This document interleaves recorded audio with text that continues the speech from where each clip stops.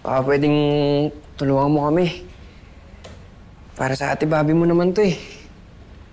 Talaga? Sige, sige. Kita tayo sa presinto mamaya. Nandun na yung kaibigan ko, si Alan. Sige, sige, sige. Ingat.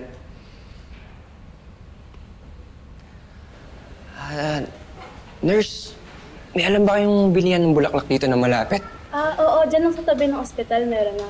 Bakit? Bababili kasi ng bulaklak si Sir Tonyo. May susurprise daw siya na babae. Sige, salamat ha. Bili na ako.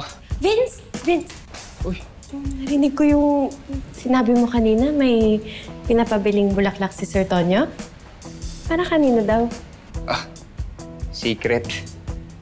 Secret ka pa dyan. Alam ko naman kung para kanino yun. Para sa akin. Kagabi, pinantayan ko si Sir Tonyo. Akala ko natutulog na siya. Nalimpungatan ako. Nakita ko, pinitsuran niya ako. Akala niya yata natutulog pa ako. Tapos pagkising ko, nakangiti siya dun sa picture. Tapos kinikiss niya. Oo, di ba? Basta, hindi ko na lang sasabihin na ikaw nagsabi sa akin. Gandahan mo na lang yung bulaklak, ha? Yellow. Yellow. Tayo tayo dyan. Sir Tonyo, kain ka muna. Mukhang maganda yata ang gising mo, ha? Alam mo naman kung bakit. Teka, bakit nga ba? Alam mo, Sir Tonyo, ang dami mong pasaring. Umamin ka na lang. Alam mo, life is too short. Magdiretsahan na tayo ngayon. Kuwawa naman si Vince. Inutusan mo pa ng kung ano-ano eh. Kilala mo naman ako. Mababaw lang naman yung kaligayahan ko. Maliit lang na bagay. Happy na ako.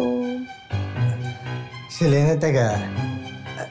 Anong ibig mo sabihin? Alam ko na. Susurprise mo ako, di ba?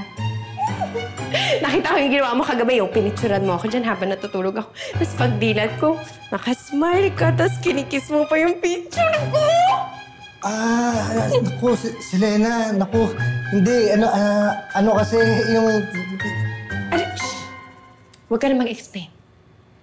The feeling is mutual. Mamaya, pagtulog mo, pipicturan din kita. Selena, sorry ha. Para lang alam mo. Pinicturean kita kagabi kasi sinend ko yun kay Bobby. Ngayon, kinis ko naman yung phone ko kasi si Bobby yung ka-text ko.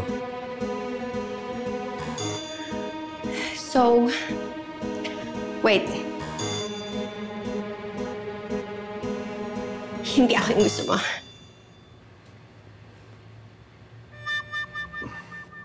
Gusto mo? Si Ma'am Bobby.